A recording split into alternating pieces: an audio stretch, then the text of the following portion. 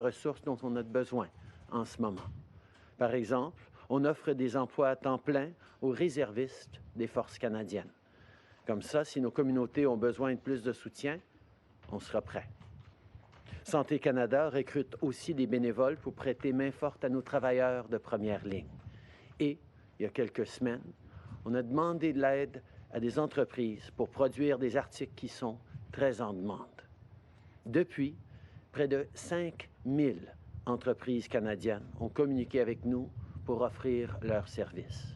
De la part de tous les Canadiens, merci. C'est vraiment inspirant de voir tant de gens qui veulent contribuer. Over the past few weeks, almost 5,000 Canadian companies have stepped forward to help fight COVID-19. On behalf of all Canadians, thank you for stepping up. As countries around the world grapple with this pandemic, the demand for critical supplies like test kits, ventilators, and personal protective equipment is going up. To keep our frontline workers safe and care for Canadians with COVID-19, we need a sustainable, stable supply of these products, and that means making them at home. With our plan to mobilize industry, we're helping companies retool, repurpose, and innovate to fight COVID-19. We've already signed letters of intent with a number of partners to produce the things we need, and today we have more good news to share. We're working with Thornhill Medical, CAE, Ventilators for Canadians, and a group led by Starfish Medical to produce up to 30,000 made-in-Canada ventilators. These purchases will help increase our capacity to make sure these life-saving machines are made right here at home. We're also working with Nobel Prize-winning researcher Dr. Art MacDonald, who is leading a team of scientists to develop ventilators that are easy to make. And to produce medical gowns and establish new supply chains right here in Canada, we're teaming up with over 20 companies, including Arc'teryx, Canada Goose, and Stanfields. One thing that is particularly inspiring to see is just how many companies are not just producing these goods, but innovating. For example, Autoliv is looking to make medical gowns out of material they'd normally use to produce airbags. En même temps, notre gouvernement continue d'acheter des masques pour protéger nos professionnels de la santé qui font un travail extraordinaire. On a commandé des millions de masques chirurgicaux auprès de plusieurs compagnies canadiennes et on appuie l'entreprise Medicom qui va augmenter sa capacité de production de masques N95. On achète également du désinfectant pour les mains et Santé Canada a autorisé la vente de plus de 85 de ces produits aux Canadiens. Certains articles vont prendre plus de temps à fabriquer que d'autres, mais à chaque semaine, on franchit des étapes importantes pour augmenter notre capacité de production.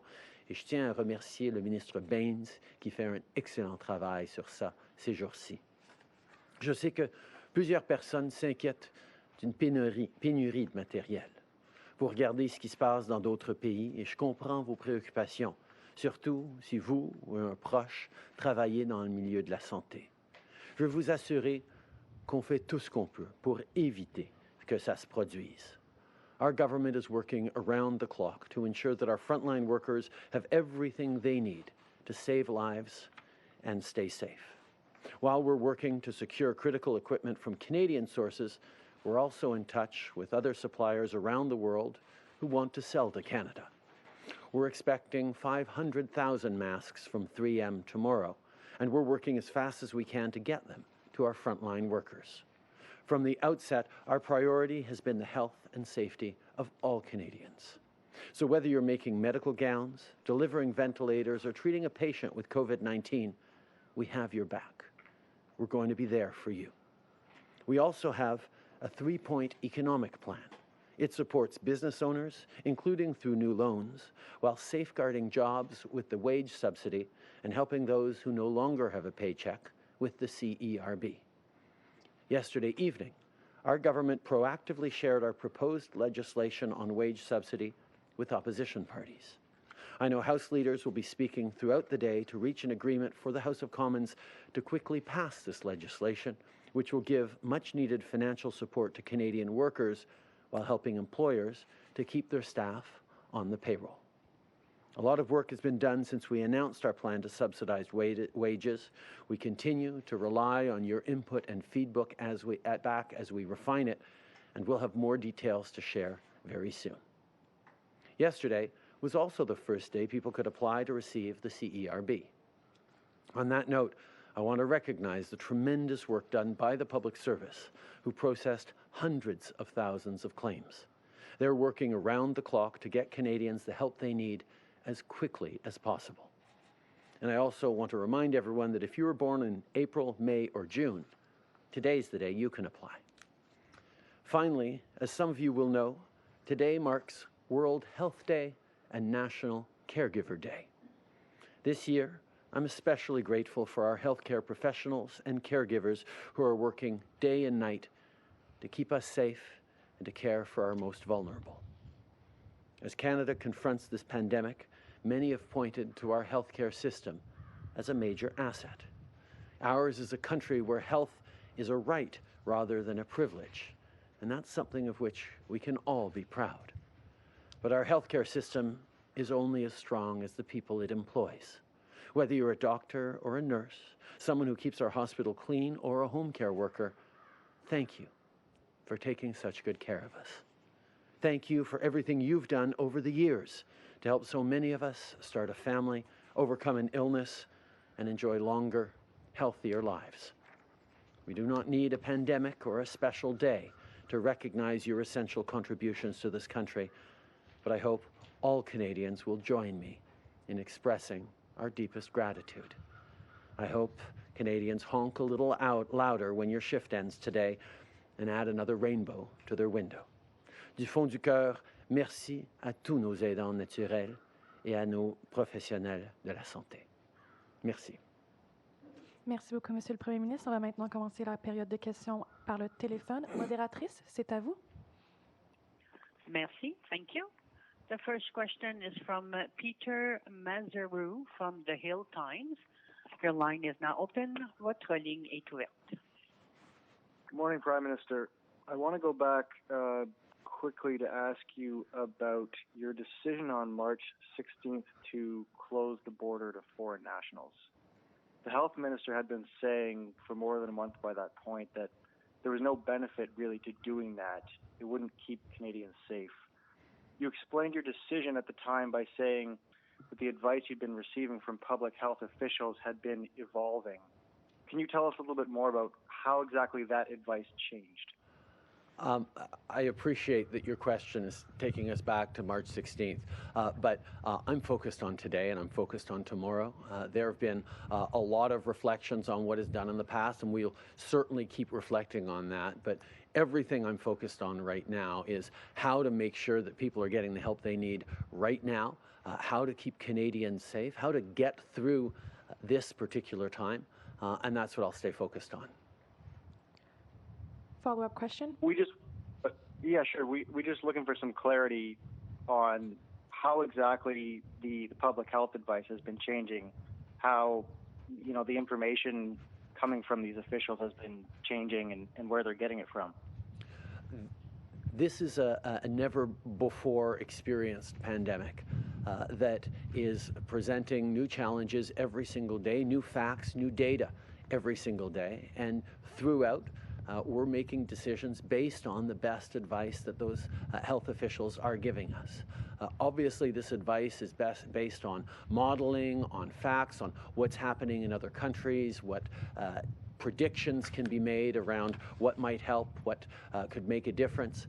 And as that evolves, as the information evolves, of course, we're going to keep adjusting and updating our approach. We've done that from the beginning, and we will continue to do so. Merci. Prochaine question. Thank you. Merci. The next question is from Christopher Nardi from the National Post. Your line is now open.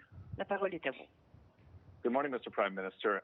I want to come back quickly. You mentioned earlier that a group of companies are going to be teaming up to produce 30,000 made-in-Canada ventilators. Does that mean that you expect that we're going to need to use, at the very least, 30,000 ventilators throughout this pandemic? What we've said from the very beginning is we need to be ready for any circumstances and every circumstances, and the opportunity to make sure that we have ventilators available if we need them is going to be extremely important. So we have told these companies across the country who've put up their hands to go ahead and get building ventilators as quickly as possible and as many as possible in case we need them in Canada. We certainly hope that we won't be needing all those ventilators, but we also know that there are countries around the world where they are not able to tool up local production to create more ventilators. They're going to be reliant on a global supply that's already stretched thin, and if we end up making more ventilators than Canada needs because Canadians continued to stay social distancing, continued to follow best health advice, that'll be great news, and we will have ventilators to share with other countries that are facing more difficult circumstances. For us, doing more right now, doing quicker right now, is really the only option. Okay. Nous reconnaissons, juste une seconde. Nous reconnaissons qu'on est dans une situation où il faut se préparer pour le pire. Nous avons demandé aux compagnies canadiennes qui se sont portées volontaires de créer des produits, d'en créer beaucoup et de les faire rapidement. On n'espère pas avoir besoin de tous ces ventilateurs, on n'espère pas avoir besoin de tout l'équipement que le Canada va produire, mais on sait que même si nous, on n'en a pas de besoin, il y a peut-être des pays dans le monde qui vont en avoir besoin, même si nous, on arrive à contrôler cette épidémie. Alors, notre décision dans presque tous les cas, c'est d'en faire plus et d'en faire plus rapidement parce que c'est ce à quoi les gens s'attendent. As a follow-up, I wanted to talk about your wage subsidy program. Yesterday, you mentioned that you mentioned that yesterday you passed a bill to the opposition for consultation. Does that mean that a bill and Parliament needs to be reconvened in order for that program to actually go forward? Much of the wage subsidy is going to be embedded within the Income Tax Act, so that does require us to move forward on parliamentary legislation, and that's what we're talking about right now with parliamentarians. Merci. Prochaine question. Thank you. The next question is from Christy Kirkup from the Globe and Mail. Your line is now open. Votre ligne est ouverte. Good morning, Prime Minister. Has the United States granted a full exemption for its import restrictions, or is the situation with the company 3M a one-off? We continue to work with Americans. As I've said, we've had constructive and productive conversations that have assured that this particular shipment comes through, but we recognize there is still more work to do. We're going to continue to highlight to the American administration the point at which healthcare supplies and services go back and forth across that border, and it is in both of our interests to ensure that we continue working together with integrated supply chains that move back and forth to ensure that we can continue to protect Canadian healthcare workers while they continue to do the things they need to do to keep Americans safe. Okay. Nous reconnaissons à quel point c'est important de continuer à souligner aux Américains qu'on a un système, une frontière extrêmement intégrée. C'est des bonnes nouvelles que les envois de 3M sont en train d'arriver, mais nous devons continuer de travailler pour s'assurer que l'administration américaine comprend à quel point c'est dans notre intérêt à nous deux de continuer le libre-échange de biens et matériaux essentiels pendant ce moment difficile. And on another matter, what is the federal government prepared to do if COVID-19 ends up spreading like wildfire in communities like Abington First Nation, or also known as Fort Hope in northwestern Ontario, given its housing crisis, and it's been on a boil water advisory for more than 6,800 days? From the very beginning, we have been concerned about the potential impact of COVID-19 on rural, remote, Indigenous communities that could be extremely vulnerable because of pre-existing challenges around housing and healthcare, but also vulnerabilities within the population of elders and people with respiratory challenges. That's why, from the start, we've worked with the AFN and with communities across the country to ensure that we're sending more money, more community resources to those areas, and we will continue to respond in every way we possibly can to help those communities that are beginning to deal with COVID-19. We recognize that there are particular vulnerabilities that we need to work very carefully with, and we continue to do so. Okay. Nous avons reconnu dès le début à quel point les communautés autochtones à travers le pays pourraient être plus vulnérables à cette épidémie à cause de situations préexistantes, à cause de distance et de manque de soins de santé. Donc, nous avons fait beaucoup déjà pour essayer de sécuriser ces communautés-là, mais nous reconnaissons qu'il y a encore beaucoup à faire et on va continuer de travailler avec eux. Merci. Dernière question, modératrice. Merci. Thank you. The next question is from Manon Cornelier from Le Devoir. Your line is now open. Votre ligne est ouverte. Okay. Bonjour, M. Trudeau.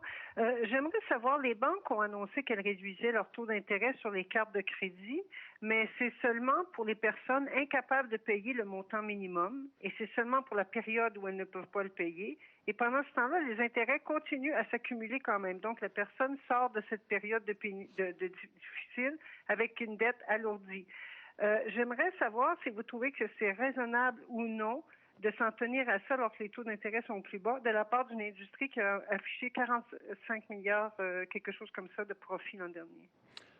Depuis le début, nous sommes en conversation avec les banques pour les encourager d'en faire plus. J'ai parlé souvent à ce podium de l'importance de baisser les taux d'intérêt de carte de crédit et on est content que les banques ont pris des premières mesures, mais on reconnaît qu'on pourra en faire plus, on pourra en voir plus.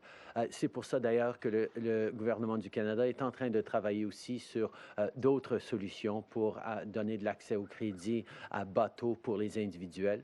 Et on va avoir plus à dire dans les jours à venir, j'espère.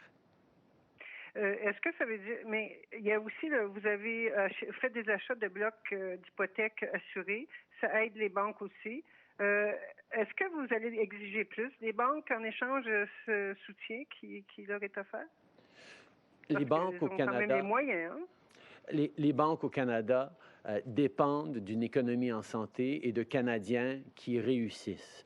Ils savent que si on fait face à des moments extrêmement difficiles pour les Canadiens, pour les entreprises, c'est eux aussi qui vont souffrir en fin de compte. C'est pourquoi on les encourage à en faire plus. On continue d'avoir des discussions qui sont vraiment axées sur le besoin des banques d'en faire plus. On reconnaît qu'ils ont pris des étapes, mais il y a toujours plus à faire. À chaque jour, on voit que cette crise devient de plus en plus un grand défi pour tout le monde. Prime Minister Janet Silver, Global News. Yesterday, Dr. Tam said one should wear a non-medical mask if physical distancing was not possible, but there's still a lot of confusion about when and where one should wear a mask. Maybe you could clarify for Canadians regarding non-medical masks, whether a person is pre-symptomatic or asymptomatic, should they wear a non-surgical mask when they go outside, even if they think they can physical distance?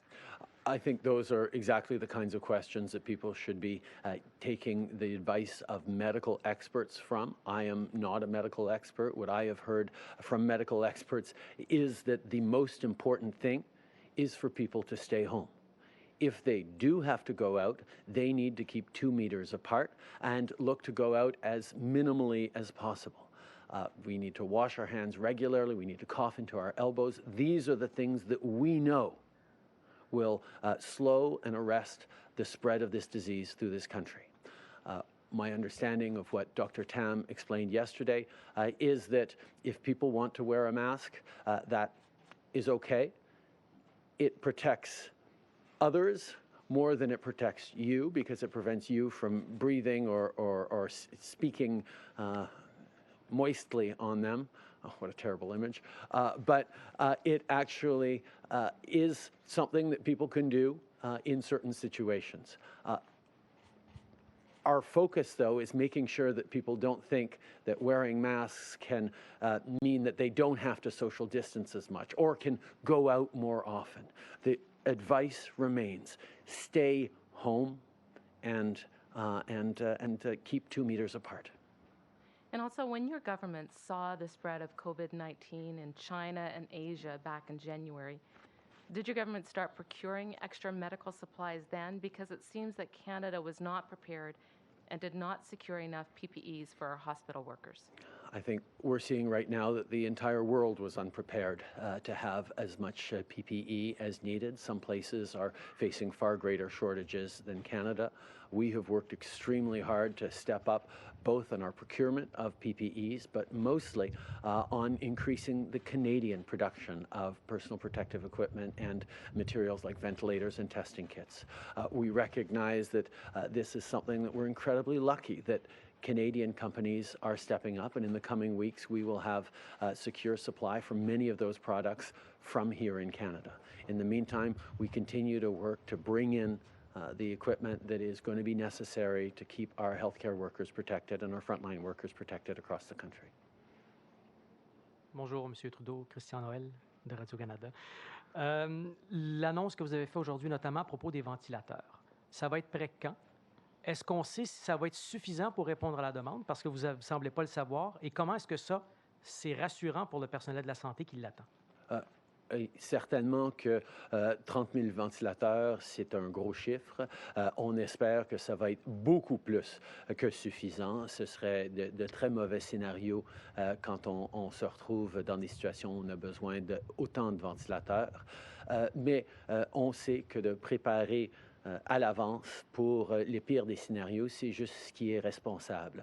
Donc, on sait que ces ventilateurs vont être prêts dans les semaines et les mois à venir. On va continuer de travailler avec eux pour avoir une idée plus claire sur quand on va pouvoir avoir ces ventilateurs à travers le pays. We recognize that 30,000 ventilators is a large number of ventilators, and we certainly hope that we do not get anywhere near that number. But we find it much better to be prepared and to create these pieces of equipment that are going to be necessary in Canada and certainly elsewhere around the world. We foresee those ventilators. There's a number of different suppliers coming in a matter of weeks, some in a matter of months. But we know that creating these is going to be extremely important to be able to handle the future paths of this epidemic. La compagnie Huawei va nous donner des masques, des respirateurs, alors qu'on est un petit peu en situation de tendue avec elle. Est-ce que le Canada va accepter les dons d'équipements de Huawei? Est-ce que aussi vous n'êtes pas inquiet qu'il pourrait y avoir un sous-entendu de quiproquo, notamment sur le réseau 5G ou sur le cas de Menwanjo? Nous allons recevoir des dons et de l'équipement de différentes compagnies.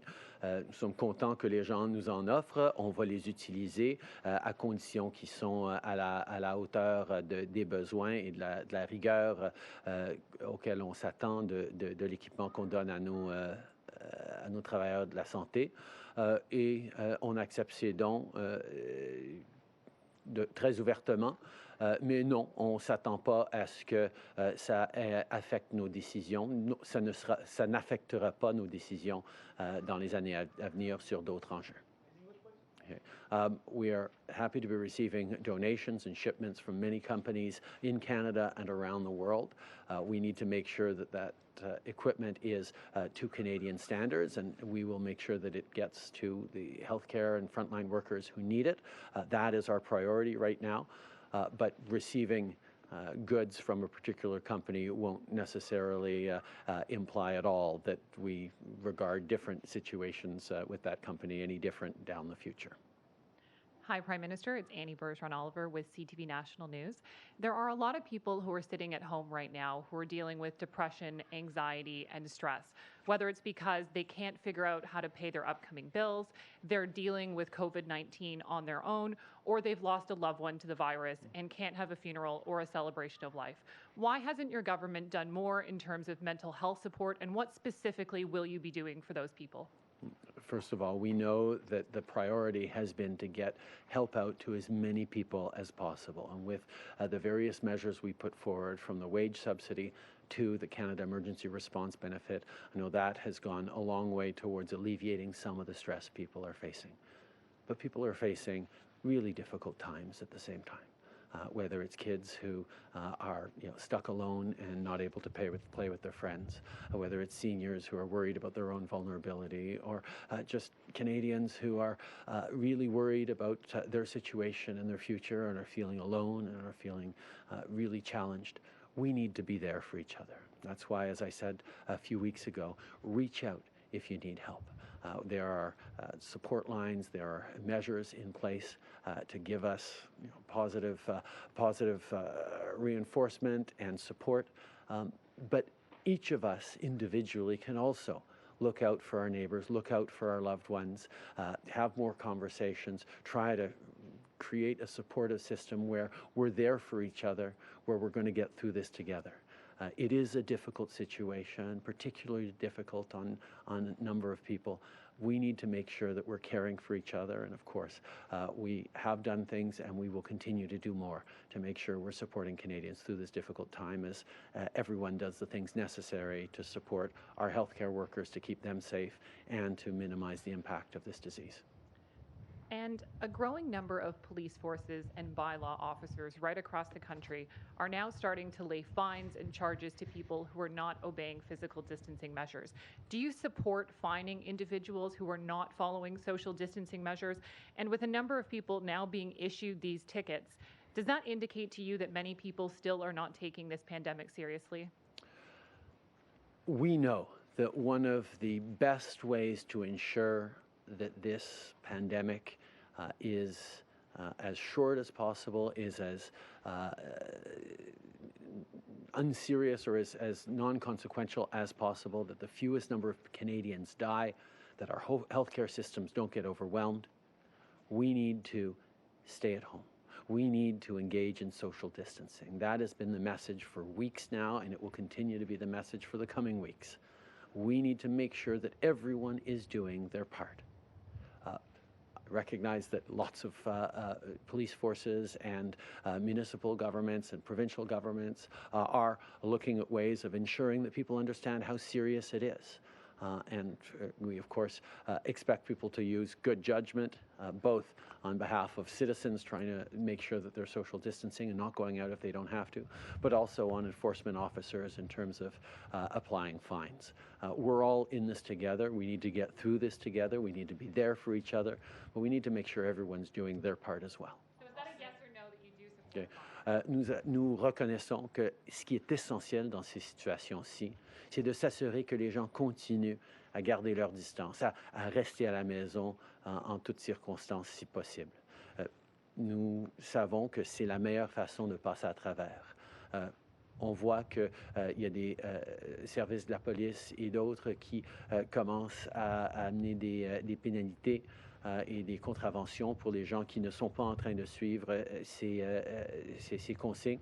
Je pense que c'est important que les gens soient motivés et encouragés et qu'ils sachent qu'il y a des conséquences s'ils ne suivent pas ces consignes. Les plus graves conséquences, ça va être plus de Canadiens morts, ça va être plus de stress sur notre système de santé. Mais s'il y a des gens qui utilisent des contraventions, on s'attendrait à ce que, comme on demande aux Canadiens d'utiliser leur bon jugement, quand quoi faire, quand sortir, quand ne pas sortir, on s'attend à ce que nos corps policiers aussi utilisent leur bon jugement par rapport à quand donner des contraventions. Prime Minister, Tom Parry from CBC News. I'd like to ask you about testing for the virus. What's holding up Health Canada from approving serologic antibody testing? Apparently kits made in Canada are being used in the United States. And I guess more widely, what's keeping Canada from adopting a policy of rapid wide-scale testing to try to get this under control? As I've said over the past many weeks, rapid, wide-scale testing is an essential part of controlling the spread of this virus. Canada is doing very well compared to many, many countries around the world in terms of the amount of tests that we're doing, but we know we can and we should be doing even better. That's why nationally, every day we're testing more people than the day before, and we're going to continue to ensure that provinces across the country are able to do those tests necessary. The serological tests are also something that is being looked at very, very carefully, tests for antibodies to see who has had coronavirus or not. But we're still in the early days of reflecting not just on the medical implications, but on the societal implications of those tests as well. But we are continuing to pursue every avenue as a way of getting us through this, keeping the numbers of Canadians severely infected to the lowest possible level, and of course to bringing our economy back strongly as soon as possible so we can keep doing the things that we love to do as Canadians. Nous reconnaissons que c'est essentiel d'amener plus de tests de dépistage comme stratégie, pas juste pour maintenant, mais pour le long terme, pour assurer qu'on a la COVID-19 sous contrôle. C'est pour ça qu'à tous les jours, au niveau national, on a de plus en plus de tests de fait et on va continuer à augmenter ces chiffres. On va travailler avec les différentes juridictions pour que tout le monde puisse en faire plus parce que c'est un élément essentiel dans la lutte contre la COVID-19. Il y a différentes stratégies, dont les tests sérologiques, qui sont en train d'être regardés aussi. On va continuer, comme j'ai toujours dit, de regarder toutes les différentes avenues pour arriver à une solution pour notre pays, pour qu'on puisse reprendre notre santé, nos activités individuelles et communautaires dans les mois à venir. And a week ago, your government asked correctional officials to consider early release for some federal inmates to reduce the risk of COVID-19. Just like to know what's happened since then. And Correctional Service of Canada says they're still studying this issue, but there's already cases of COVID-19 inside federal institutions. So what's taking so long to act? We have taken measures already at Corrections Canada to ensure that we're keeping inmates and corrections officers more safe from COVID-19. But we're still looking at other steps, and I'm sure Minister Blair will be able to have further updates on that in the coming days. Merci beaucoup. C'est ce qui mettra fin à la conférence de presse d'aujourd'hui. Merci tout le monde. Bonne journée.